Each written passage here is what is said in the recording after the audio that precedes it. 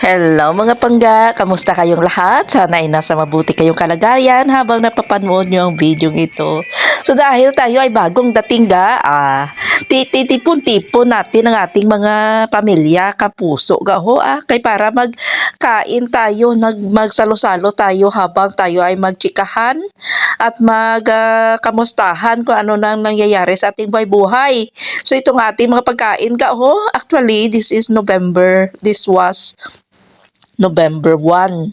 So nag-get together kami guys, nagbanding kami ng aking mga kapamilya. Kasama namin si Tom. So syempre dahil bagong dating tayo di natural gina nga magtipon-tipon ng mga kamag-anakan magkamusta-kamusta. Pag dugay-dugay ang mga ayuda.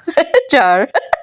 Hindi pero ang importante magsalo-salo, magkain-kain tayo, magtipon-tipon, no? Especially na November 1 ito na time para ano bala sa bandingan, no? Magkamustahan ng mga buhay-buhay, ano na nangyayari sa mga buhay-buhay kasi mga kapatid ko man ito guys, at mga pamangkin.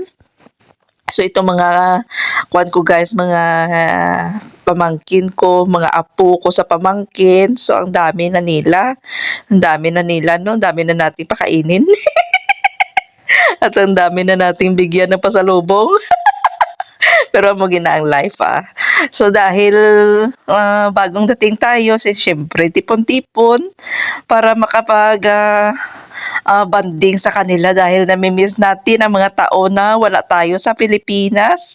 At ito lang ang mga pagkakataon na grab natin ang opportunity na makasama sila na dahil andito tayo, nakabakasyon tayo. So enjoy na enjoy namin ang moment na ito. Kasama ko ang aking mga apo sa aking pamangkin, sa aking aking anak, at saka sa aking mga kapatid, no? Dalawang kapatid ko dito at tatlo. Tatlo kasi yung isa ando na sa UK nakatira. So ito ang masishare ko sa inyo guys, ang mga kaganapan namin noong nagbakasyon kami sa Pilipinas ni Tom. Enjoy na enjoy din si Tom, ang dami naming mga pagkain. So ang pinakamalaki gina pizza ang gin-order. O di ba?